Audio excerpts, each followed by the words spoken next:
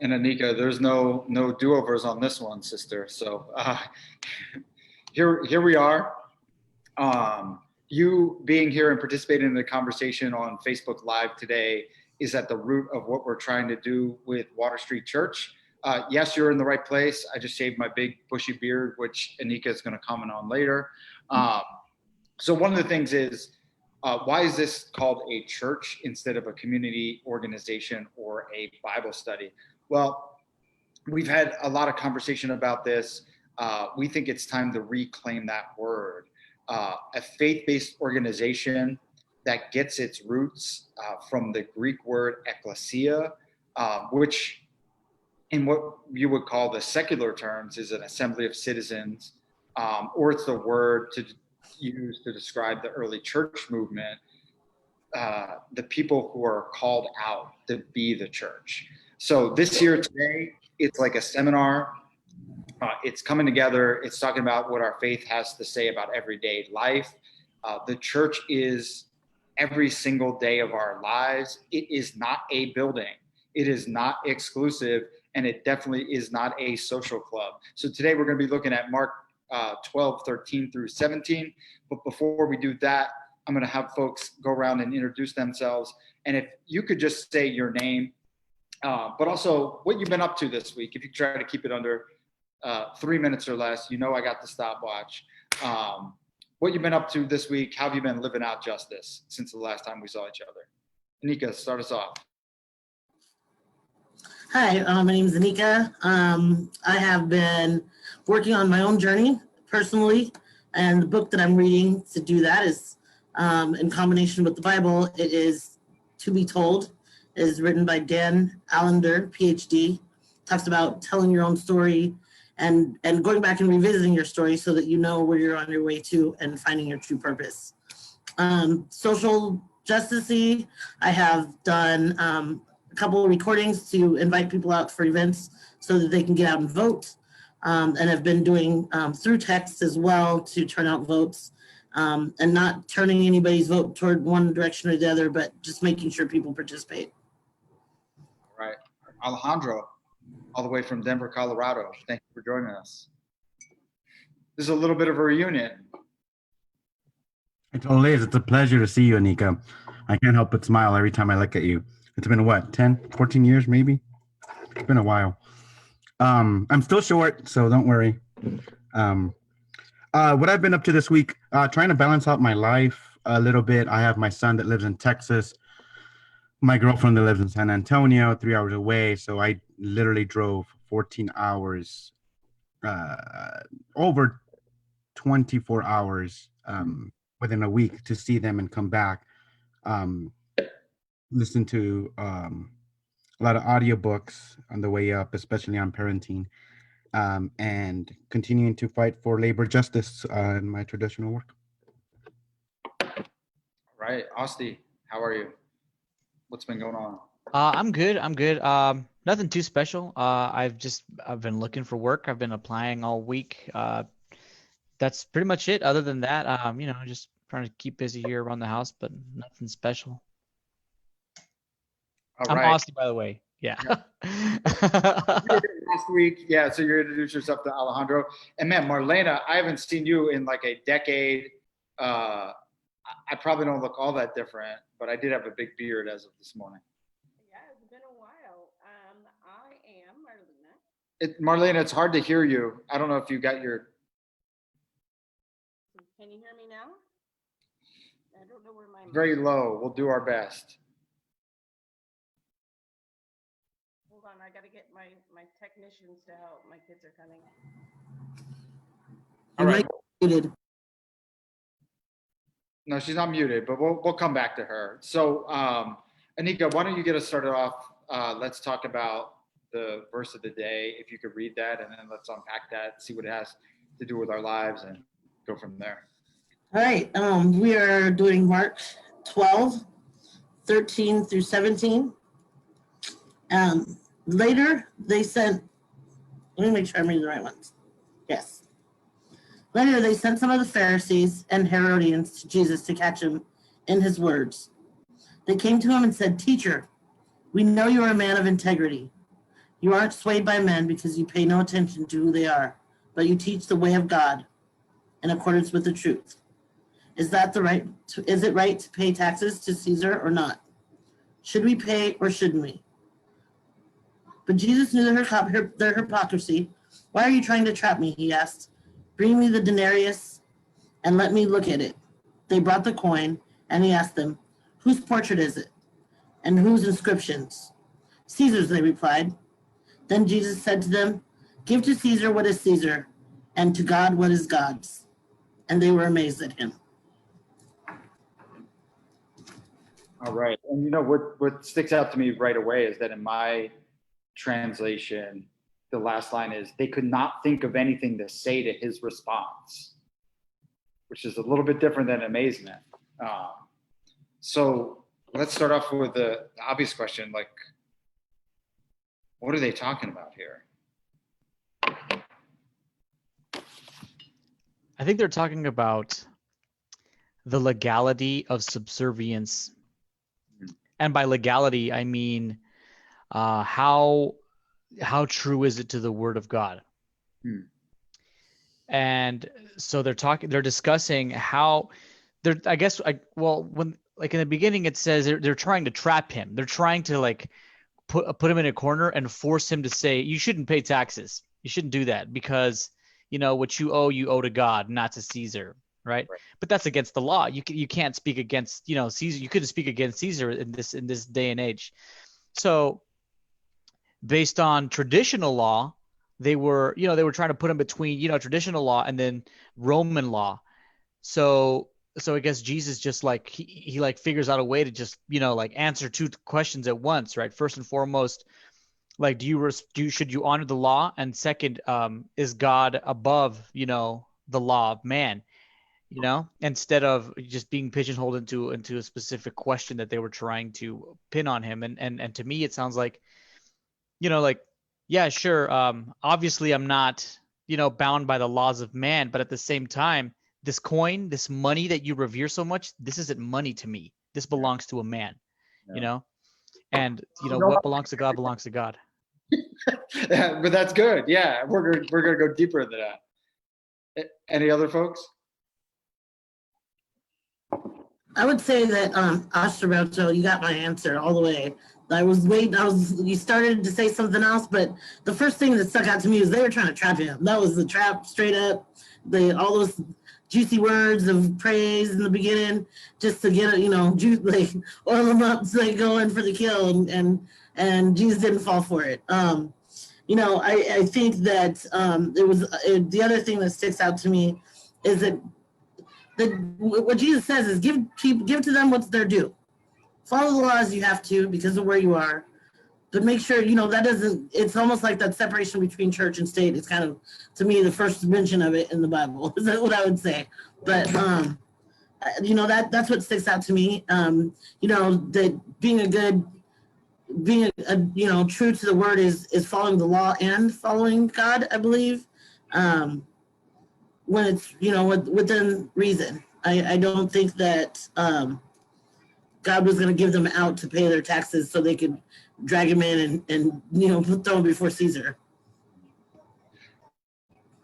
What stuck out to me, and also as a little kid, I remember reading this phrase, and as a kid and as a grown up, it still sticks out to me. And it says, "Look at the coin and tell me whose picture it is."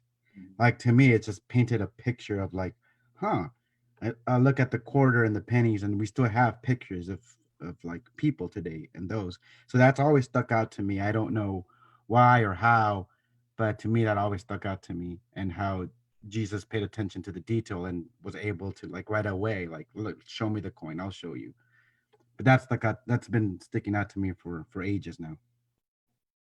Well, those of you who know me as a union organizer know I really value context, right? So I always like to look at what is the context that this is being said in. And, this book, Mark, and there's a similar story in Matthew, is probably the first known written account of Jesus.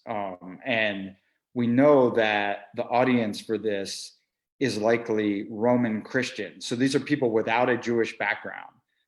These are people who were living in the Roman Empire in occupied territory, but did not have those traditions of the traditional law that Asti was talking about. And there's actually, even before they would trap him, the question is, who is they?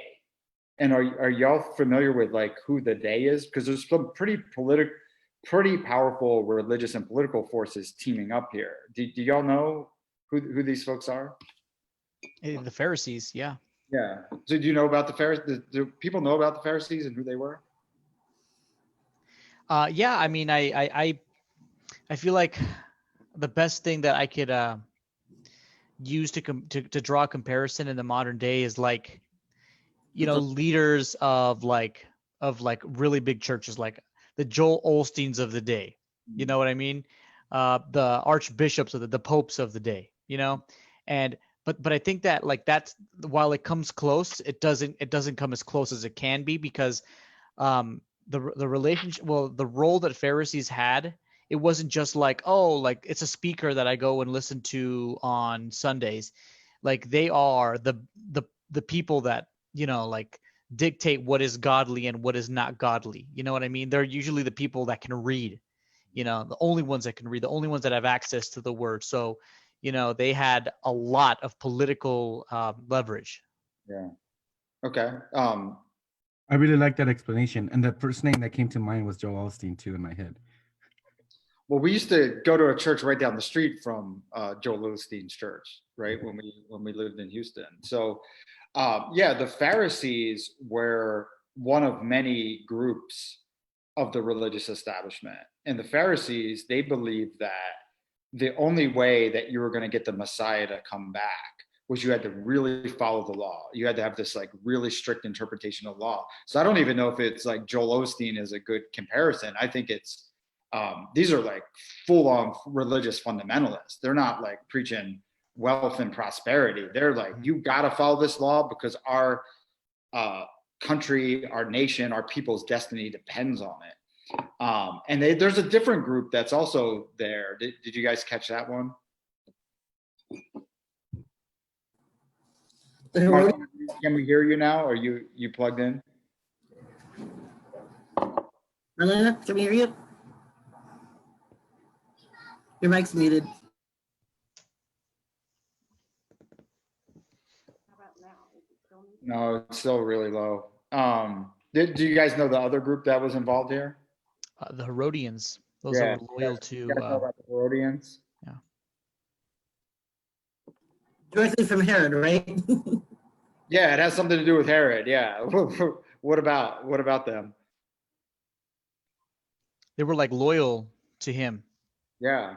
So like Herod's the guy who the Romans are like, yo, we're going to come in and occupy your territory. You can keep your king, but the real king is Caesar. And the Herodians were these folks who kind of collaborated with the Roman forces. So in some ways they were like, it's why the tax collector is so scandalous, right? Like Matthew, who starts off as Levi, is so scandalous because like they're working with a foreign government and they're like, yo, man, don't rock the boat because if you stir things up, Rome is going to come down harder on us. And that means we're going to have less money. We're going to have less political power. So these two forces are teaming up. And, rabbis, it was common for them to like have these battles and these question sessions.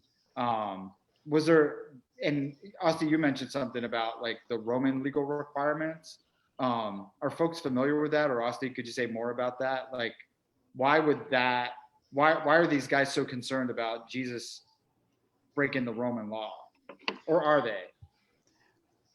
Okay, so I am also a big fan of context, right? So I think that in the time, that this conversation took place, it was during like a brutal, oppressive Roman regime that had come in to what we now know as the Middle East and had completely occupied everything from like, like central Italy up to like Western Europe, all the way across to the Fertile Crescent down into the Middle East, and they had occupied everything. And like you said, Brian, they had allowed certain city states to retain their local leadership, but it was just like it was a front. at the end of the day, it wasn't just it wasn't just the Romans, like pulling strings, but they were calling the shots through and through. And they were very oppressive with any sort of dissent, so the whole allowing people to keep their leadership was just a front to hide and mask that it was an extremely totalitarian regime. Yeah, and there was all these rebellions, including violent rebellions that were going on around taxes because people were taxed like somewhere upwards of 50% of the money that they were earning. And that was like a big political issue going on at that time. So yeah, they're trying to trap him is, are you going to live by the obligation of peace with Rome? Or are you going to stay faithful to Jewish law? And if Jesus says he's going to don't pay taxes, then he's a traitor or a zealot, right? The zealots were the ones who were leading these violent revolutions. They would actually go around with these like daggers in like public marketplaces and just stab people who were siding with the Roman government. That's how like they were trying to cause a physical regime change at that time. And so, but if he pays taxes, then he's a sellout and he can't be faithful to Jewish law. He can't be a rabbi. He can't be who he says he is. And he kind of flips it on. So I'm wondering, is there anything in our world like right now or in our context that's similar to that? Like this tension between your faith and government or rules or laws? And obviously I'm asking the group. I'm not sure if you can hear me yet. We can hear you now. Yep. Yay. Sweet. I just wanted to say that one, I feel like I walked into the middle of the conversation. Yep. Two, I haven't read my Bible since I had to. Mm-hmm. And that was a long time ago. And all I could find is the remnants of my military career, which is a G&T version of the New Testament. So I'm hoping I'm following along well. Yeah. Cool. The wording is quite different than I'm used to. So it's very plain English, to say the least. I think it's meant to. I want to can we come back to that? Because I want to talk, I noticed you said like that you had to. And so I want to come back and explore that as we go through this conversation and ask a little bit about that. Alex, do you think there's anything similar going on right now in your world or your life where there's this like pulling of allegiances or tension?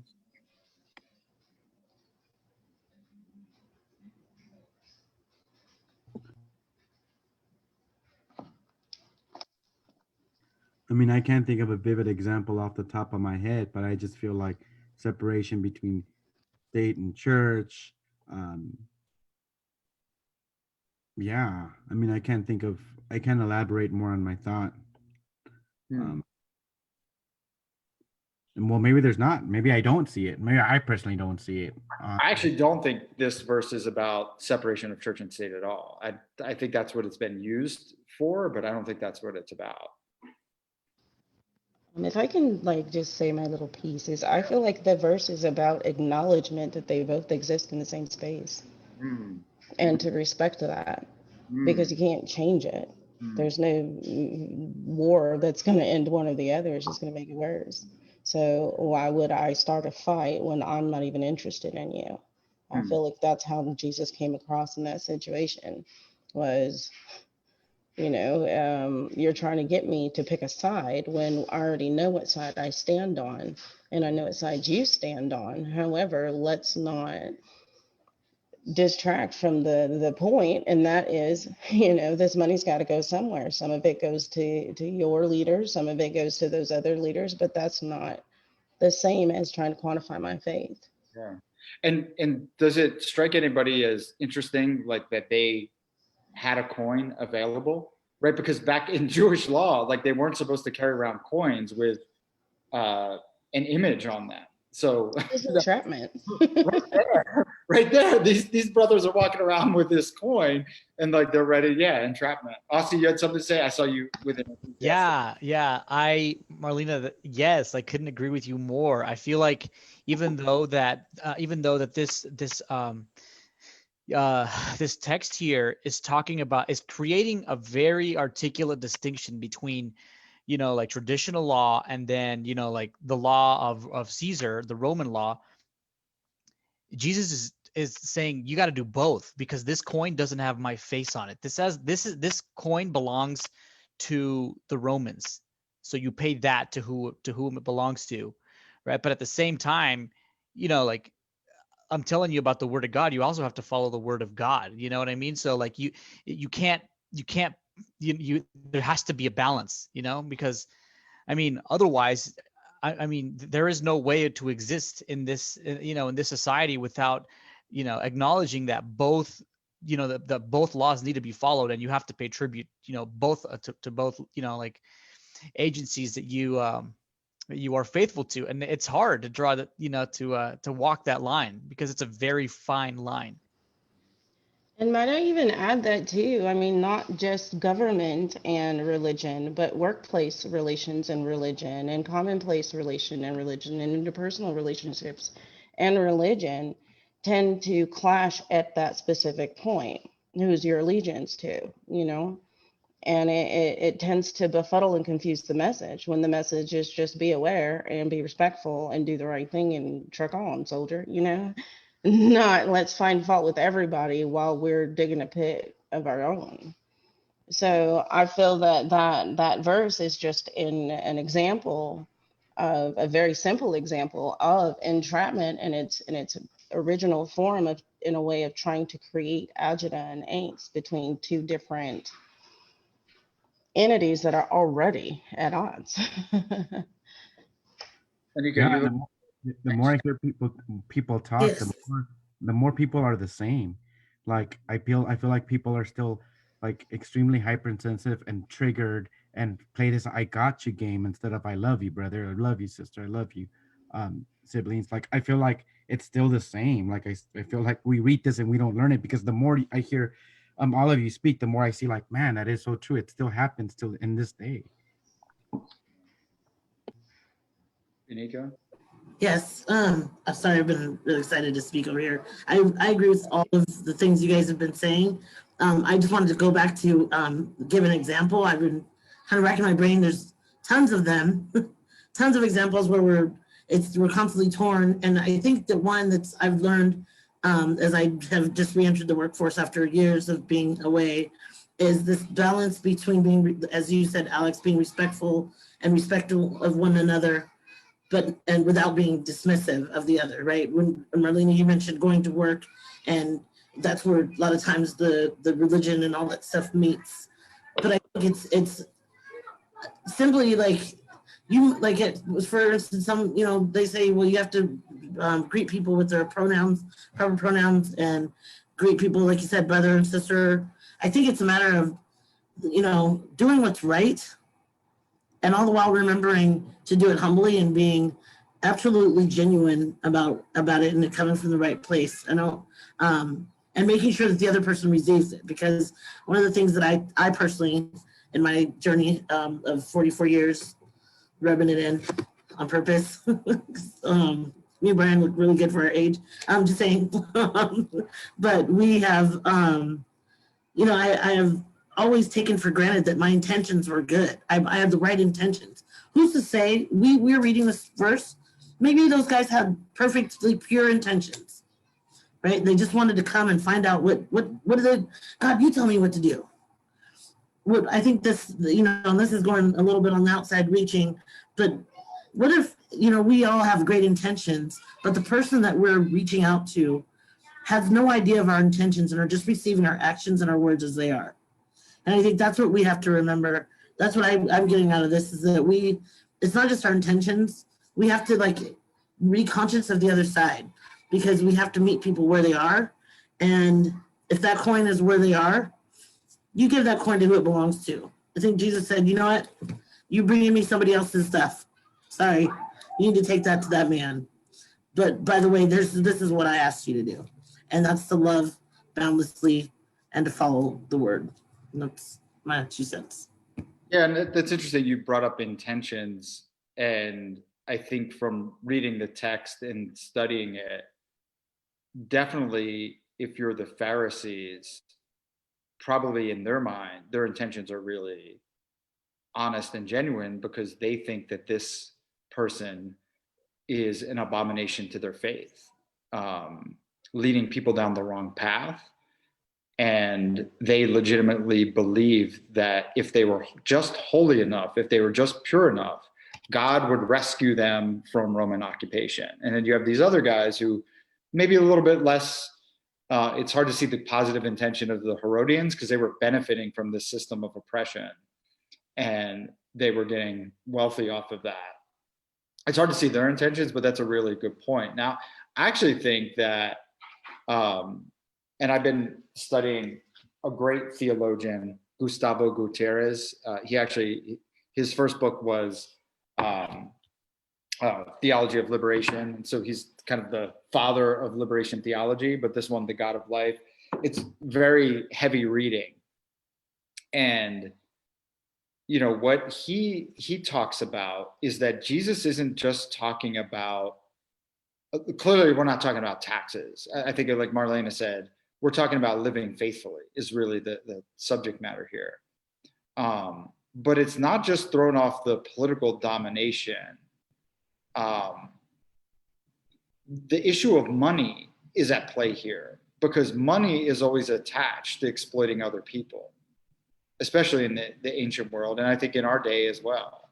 And so Gutierrez says that Jesus is teaching us when we're free, then you're also freeing yourself from the power that money has, that you can just give it away.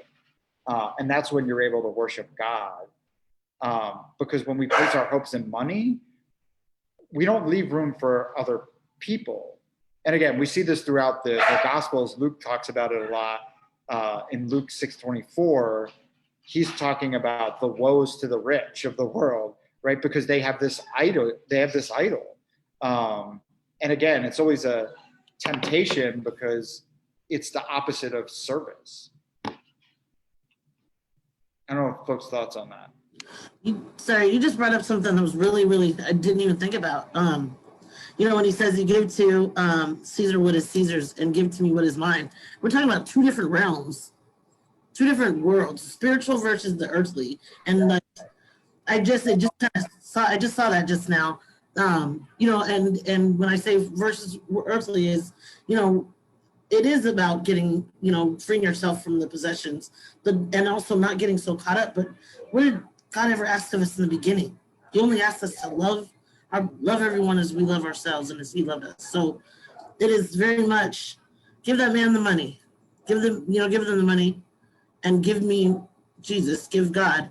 And Anika, the only reason I made that face when you said that, again, I'm going to seminary, and one of the things I'm studying is this principle called dualistic hierarchy, which says that everything spiritual is good. It comes from like Plato and Socrates, and everything of the flesh is bad and evil. So when you say of this other world, I think what you mean to say is like world, meaning like the bogus world systems that humans are creating to try to dominate one another, versus the kingdom, which is not just spiritual, because I think that's a big problem for a lot of people in church, is that you're going somewhere else. No, God, Jesus, if you believe Jesus was God, then God is walking amongst us and is both fully human and fully God. So that when you say that spirit and world, I'm always just cautious of that, because I think that's been problematic and used to abuse people in a lot of ways.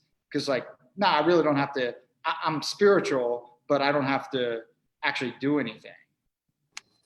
Right. I think a better way to probably say that would be that you're dealing with two different types of currency. Because what you owe to God is a whole lot different than what you owe to your federal government. You know, and he expects much different than what your government is going to expect. Your government expects that cash money, and for you to be that upstanding commitment, you know, and citizen, whereas God expects you to live with your heart, mind, and soul as one and spread that throughout the world and spread his joy, not his terror, which sometimes gets confused when people start trying to mix government or business or anything else, even pleasure, with religion. So that's all I have to say. Yeah. So the question, I guess, is, because we all seem to have a similar interpretation and different levels of interpretation, is, so what does this mean for everyday life? Like what does that mean? Like, we stop this conversation in 15, 20 minutes, how does that change what we're doing day to day? I gotta pay my taxes. I'm kidding. But Unless you're Donald Trump, then you figure out a way not to pay taxes. Or your taxes may not be paid if they're going, to the other. No, certain religious personnel members don't have to pay taxes. That's right. I'm just saying. I would like to say Marlena is a former chaplain assistant in the United States Army. So, and I'm highly non-religious. I'm not atheist, not agnostic. I'm just here. Alex, you had something, or Austin? I'll just make it quick. I'll make mine quick, Austin, so I can let you go. I'm just saying that this has been very enlightening to me because I always struggle and like, how deep do I read this? How I go in? But the more everyone talks, the more it seems clearer. Like, I guess the message or my pathway in life, and what seems clear to me to be more excited is like, we can live side by side. There is like, God can exist, Texas can exist, everything else can exist, and we can live in love and peace and justice. So it's just very. It just helps me rejuvenate that passion. Austin? I think that, just going back to the question that you asked a moment ago, a while ago now, about like how does that look in our day-to-day life? I feel like it's a very interesting question because, as people that live in the United States, and just the role that money has and the role that we have, as Christians, it's just, it's very muddy, to say the least, when it comes to like finding out or just articulating where is the line when it comes to like being American, and where does it end, and where do you start being Christian? You know what I mean? Because like, you owe two different agencies two very, important things, and you're not exempt from either one because you're loyal to the other. You know what I mean? You can't just, okay, I'm a Christian, so I don't have to pay taxes, like, no. And you can't, and you can't just say, oh, well, I'm American, Jesus. Sorry. In America, we can't talk about God in the workplace. You can't, you know what I mean? You have to walk that fine line. And I think it just thinking about it, I'm thinking about the way that, my faith and my interaction with, the socioeconomic structure in the world, like how those two things like intersect. And it's just interesting to think about. I really can't think of a specific example, but like, considering the fact that like you're juggling two loyalties, I'm surprised I don't have a specific example, because they're two very important things, as an American and also as a Christian. Well, and Austin, to your point, coins and money were a visual sign that the entire economy belonged to the empire. And that's true today too. It's different faces, but it's the same thing. It's a constant reminder that the empire of this world belongs to whoever that earthly ruler is. That's so interesting to think about money like that, because to this day we have representatives of the federal government, the originators of the federal government, on our coins and on our notes. It's so interesting to think, it's just, we hold cash so dear, and we just like, oh, this is, something that I can use. But no, like, every single Benjamin is a Benjamin. You know what I mean? Every is a penny. Yeah, you know what I mean? It's so, like, just thinking about that, like, who does this belong to? This dollar bill, this Benjamin, this belongs to the federal government, and you owe it to them, Right. It's just passing by you temporarily. And again, I forgot to even answer the question about what I've been up to this week. I've been doing a lot of stuff around, with the pandemic and what that's going to mean for public sector employees in our state. Is during this pandemic, U.S. billionaires grew their wealth by $845 billion during the past 6 months. I think that's immoral. right? When you think about what's going on in everyday people's lives, that amount of money is equal to how much we're spending on Medicare for the entire year of 2020. That serves the Medicare budget serves 62 million people for a year. And over the past 6 months, billionaires have increased their wealth by 845 billion. And they're using this moment to take advantage. And then they're saying, well, people are just going to have to tighten their belts. And as in the work that I'm doing day to day, we know that that's going to be taken out of public services. We know that's going to be taken out of our public hospital. We know that working people are the ones who are going to bear the brunt of those cutbacks. And that's important to recognize. I'm going to burst at the seams because I heard what you said, Brian, and you said that their wealth increased. It comes from somewhere, and the country has been shut down. So did the wealth increase, or did they just hold on to a bunch of people's money that were not able to go out? Right? They just took it, and now they're going to take it and, like, oh, they learned to live with less. Let me throw $1,200 at them. Oh man, that's okay. That really gets me like really angry, to be honest with you, as someone who's had much, and also gone without. It also makes me think of and remember when I came from, this is my sister on the very end, Marlena, it's my younger sister. We grew up in a very, very religious background. Both have two different views of it. But she can relate. When I started working for the union, it was as if I chose a side, just like if I went and said, so I'm going to go and help these people get money that are, that are less than, that are, less privileged. And I remember when I didn't even know it. I thought I was doing good things. I was doing God's work prior to that, taking care of the elderly. And then now I was going to go help more than just 6 people at a time. And when I went back to church and sat down in the pews and they started to preach from the pulpit and saying basically that I sold my soul to the devil and we're doing all kinds of things that I didn't see that were not true. So it was this like dynamic of, I'm going out to help people, which is what God called us to do. And I'm sitting at church, which is what I think I'm supposed to do because that's what I was raised. And but somehow I'm doing 2 different things. I know that sounds.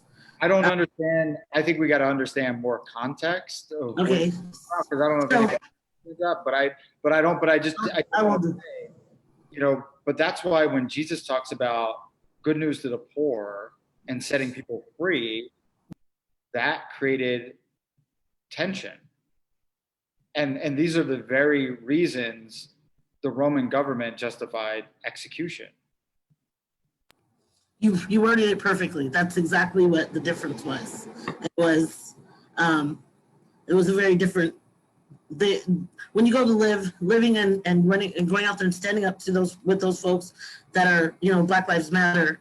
I'm positive I could go back to the same church that I was raised in, and there's a message against why Black Lives Matter is not Christian in their mind. So for me, it's that tension between where does that work? Where does that meet at in my life, where I'm supposed following this religious sect, if that's what I was doing, and then doing what I'm supposed to be by standing with these folks for women's rights and for different things. Versus standing up and just throwing a Bible at someone and telling them if they don't adhere to this rule, they're going to go to hell. Does that make sense? Austin? I wanted to add something from what you said. I think there's a question that we haven't even thought about. So we thought about what is the Roman rule of the day? But have we considered what is the Herodian of the day? Who are those people? Who are those people that are loyal, to the authoritarian regime that would seek to put somebody that thinks that profiteering and exploitation of the underprivileged is the best thing to do, and I've read this so many times, and it just hit me we've never even talked about these people and their existence and their implication of that philosophy and how impactful it has been, not only like in our society, but around the world, right? Because there are people that literally value, like upholding that socioeconomic system that oppresses people more so than, there's they're like the rules that they have to follow to, to go to heaven, and that is the group of people that we're talking about, that are okay with these exploitative measures. And not only that, but like undercut the efforts of, people that are trying to help one another, like of fellowship, of like selling your possessions, like that's the group of people that are labeling those that are willing to do that as like communists and socialists. You know what I mean? That's where that comes from, because at the end of the day, there are people that benefit from that socioeconomic structure that keeps people of color marginalized and oppressed. I've never thought about that. I'm just so glad you said that. Well, and again, to quote Guterres, he says that the service of money always ends in the oppression of the poor. The service of money always ends in oppression of the poor. And, he's using the example of when Jesus went in and started turning over tables in the temple. It's, again, really significant that it was the folks who were selling doves, which were the least expensive, which meant the poor people bought them the sacrifice, and that they're taking advantage of poor people. Marlena, you look like you had something to add when Austin was talking. Oh, when he said, who are the Herodians these days? And I said, it sounds to me like big pharma corporations, the 1%, everyone that owns 99.9% of everything that we consume. I mean, those are the Herodians, because those are the ones that are telling whoever it is, our Trumps, to ride in on their money ponies and keep bringing the money in for them, and we're still consuming because we have no choice. Well, that's a good point, Marlena, is that we're all participants in that system too, right? We want an Apple like iPhone, right? We're on a laptop or a computer, we're wearing clothes that were made in China or Indonesia. We're all participants in some level of this system. Like, we're all benefiting from exploiting people from cheap labor to keep consumer goods down. We're supporting with our taxes the largest military industrial complex the world has ever known. I mean, we're not clean either, right? We've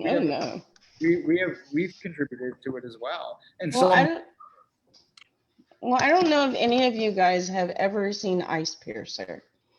It's a movie that they likened to Charlie and the Chocolate Factory. And on this train, it's a train that goes in circle to keep everyone alive. At the head of the train is all the rich people, and at the end of the train is all the poor people. They somehow run out of food at some point. The rich people get meat and vegetables. The poor people get these jelly bars. When they finally find out what the hell they're eating, they're all eating the people that they've disposed of. Oh man, spoiler alert. Yeah. Spoiler alert. But in my opinion, that really is what's going on in our society. Is we're in a freaking loop of consume until at what point has it stopped being wrong and become normal, or at what point did it start being wrong, because yes. We can't stop. Yeah. Yes. Go ahead. I think it's so interesting that the worst perpetrators of this rodeism in the day and age have managed to become elected to manipulate that system even further, to continue to oppress people. My mind is just, I need to sit down. Yeah, what gets me the most is that people are so gullible in this day and age. And they shouldn't be. There's so many lessons to be learned from just looking over your Facebook. I hate that thing. But I mean, there's so many lessons to be learned from just basic societal debauchery. You're welcome, Anika. But I mean, it's like nobody gets it. Nobody gets it. And I just don't understand it. People that have a religious standpoint on it tend to either shoot the mark or undershoot the mark when they try to deal with the problem. People with a more liberal point of view either want to pretend the problem doesn't exist or label it of some sort. And it's just confusing. So we're just on that train eating each other and consuming ourselves and mad about it. So how do we stop it? How do we When stop the last person has been consumed, that's when the train stops. So, so check it out, right? So in the story, to go back to the word, right? In the story, Right. what happens right after this? Well, we're told then the Sadducees, that's a different group, right? They're not Oh, the yeah. Pharisees. They're coming at him, asking this question about what happens if a man's wife dies, right? And then the scribes, who are people who studied the scripture their whole life, they learned how to write it precisely and what prayers to say over it as they wrote the scrolls of the Torah. They're asking him questions. And what does Jesus say to them? He goes back to the the Shema, which is the most important commandment. Hear, O Israel, the eternal Lord is our God. The eternal one is the only God. You should love the eternal your God with all your heart, with all your soul, and with all your mind, and with all your strength. And then the second commandment that we all know, love others in the same way that you. Yep. And there are no commandments more important than these. So they're trying to trap him all throughout. And even though he's asked for one commandment, what is the greatest commandment? Love God and love others, because those two cannot be separated. And again, going back to that, it is like, what are you worshiping? And again, the coin with the visual representation, or money today, or the political system. We have all these conflicting allegiances that we're all caught up in, just like they were 2,000 years ago. We're caught up in them today. You're so right, Brian. And it even goes on to where I was reading. I didn't make it up. they even like they got him, try to get him on. We bring all these offerings, and God finally told him, "I'm tired of smelling your burnt offerings. While you're out there burning things in here trying to please me, I will never hear your prayers again. I'm not listening to you, because while you're in here doing that, when you turn around and you leave out of here, you go out there and you take advantage of the poor." And I think that the way to stop it is to live the change we want to see. And I know that sounds cliche, but I've been blessed, as I said, and I've known most of you, except for Asti, for a very long time, where I've had much and where I don't have anything. And I've been freed from possessions. Thankfully, I wasn't thankful before, but I've been freed from having a lot. So as to, I don't have, I'm starting to be required more because I have to go to work and we need things, but I'm really blessed, and I pray that prayer every day that God keeps me there, because it's so easy to get wrapped up in things and items and technology and whatever that put barriers between and can take in and distract us from other things. And I don't want any of my burnt offerings to become a stench in God's eyes or in his nose. I really want to always be that, to live that. And the only way to do that is to first get that love yourself and get that love inside yourself. And if you don't have that, you can't put that out. And I'm just thankful that's I'm there. I'm right here.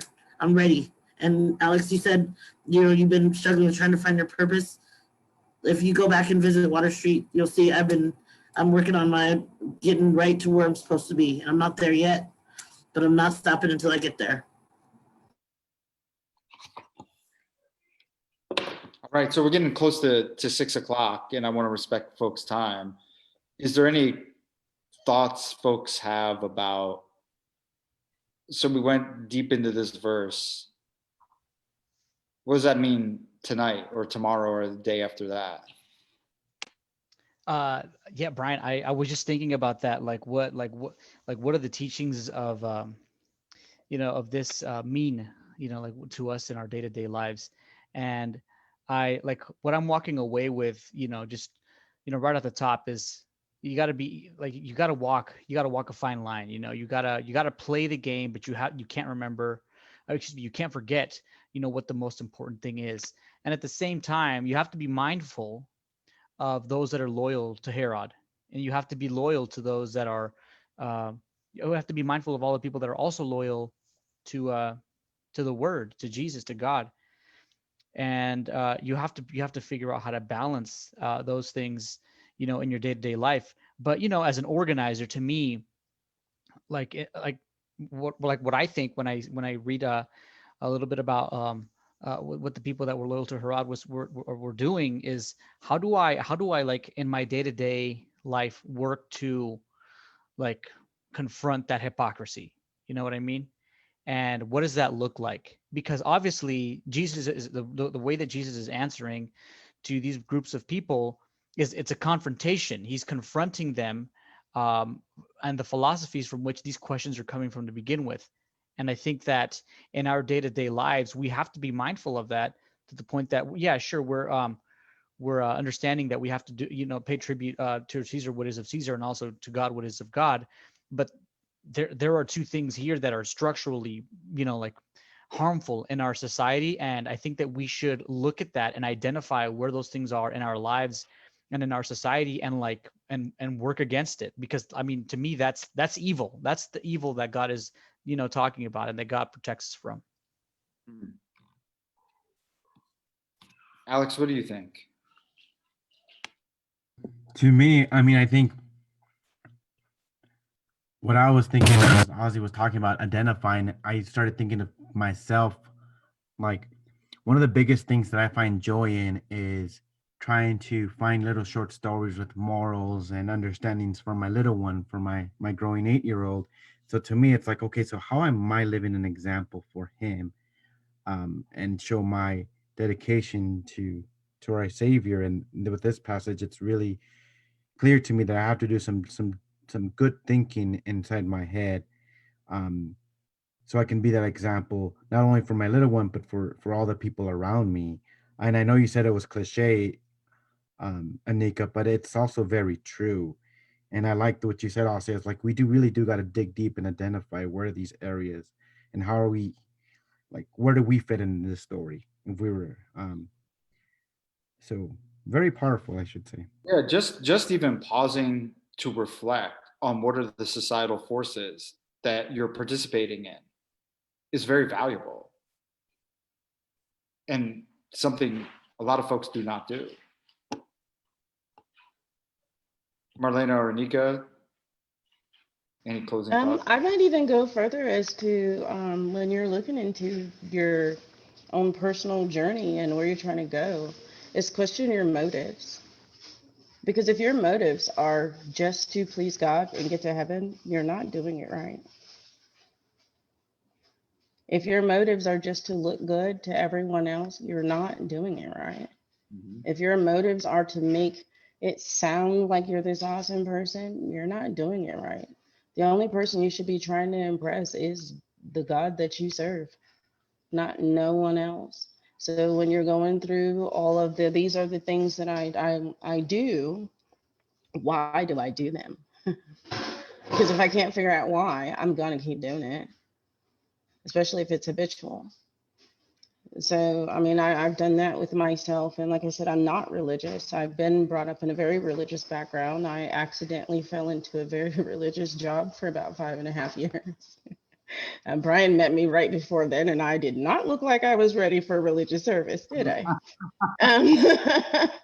But I am thankful for that job. It actually helped hone my perspective on religions and people that practice religion, and not be judgmental, because I do understand that, to each his own. Everyone views and experiences differently.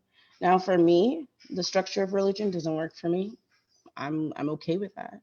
It works for others because sometimes people do need that companionship and that sense of community, to understand that even though my journey is alone, you got this, right? I got somebody else that can understand that we're on our own journeys that are similar.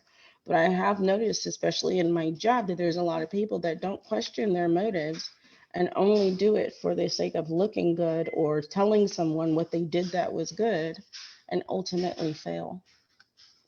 And that's again the story all throughout the entire Bible.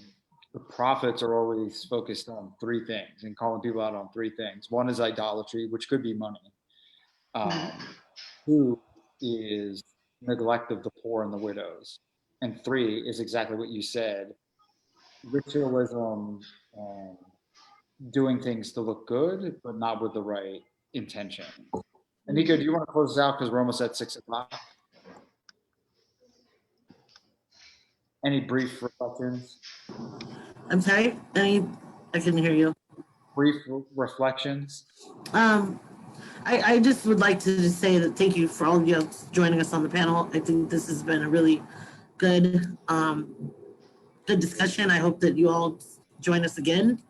And I appreciate, Marlena, what you said. It's really about looking inside of yourself. It is really a personal journey. I've learned this. I've been religious my whole life. Was raised religious. I'm not religious anymore. I try to develop habits and not always the best at doing that either. However, I don't want anything to become a habit. I want it to be absolutely 100% genuine. I want to be humble. And if I'm humble and I'm doing it, I know that I'm going to look inwardly and reflect. And that's my prayer for all of us that are on here and for those that are watching, is that we do this with a humble heart. And if we keep ourselves humble, pride won't jump in the way and we won't be doing anything as a show.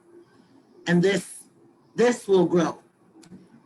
This right here, this fellowship, Marlena, this companionship, this kinship, people in different places outstretching and outwardly living the love that has been given to us by God. And I'd like to end with prayer, if that's right. Thank you, Lord, for this wonderful session, this discussion, and for your enlightenment. I thank you so much for those that are on here, and I pray that you continue to touch hearts through those who watch it, continue to touch all of ours that are on this Zoom video, and I pray that you keep us humble and keep us moving forward with a glad heart and never, ever let us become stagnant or ritualistic or prideful. I pray that you help us to grow this so that we can make a change throughout this world. Amen. Yeah. All right. Thank you, everybody. Until next Saturday. Peace.